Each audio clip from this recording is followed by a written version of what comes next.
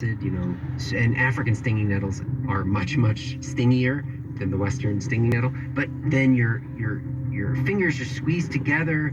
Then you get beaten on that bony part of your ankle where it really hurts. But all that's just warm up, because then one morning comes the circumcision.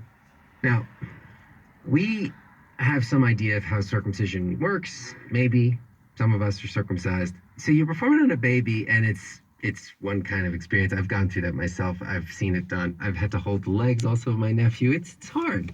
But the Kalenjin circumcised somewhere right after puberty, so around age 13 to 17. Mm. The foreskin is not only cut, but it's tied into a bow. The more than the tied into the bow thing, I got to stop there. I kind of froze. I don't really know how to describe it past there.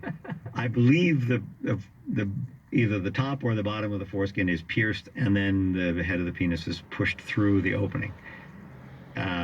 And the thing is, it's not just the cut, actually. When he undergoes the operation, he is obliged to be absolutely stoical, still, unflinching. So in some versions of this ceremony, mud is caked on the face, and then the mud is allowed to dry. If a crack appears in the mud, your cheek may twitch, your forehead may crinkle, and if that happens, a little crack will appear in the mud, and all the people around will know to immediately start beating you with large sticks. After that moment, if you don't make it through this ceremony, you get labeled a kebitet, a coward. You're a pariah in society. You're not part of society. In the olden days, you didn't have access to the economic opportunities to afford what's called the bride price, which is what you need to get a wife. However, if you show yourself to be a true warrior, if you make it through this experience, then hey, you get the rights of reproduction. You may even have 2 or 3 wives. So Manners wondered, and he's just speculating. Men and women went through the initiation, if you have 2,000 years of this sexual selection, of ensuring that the stoical, tough guy types get to have babies, the sensitive types don't. Maybe it's not just that the Kalenjin are built for speed. It's not just that they have the body type.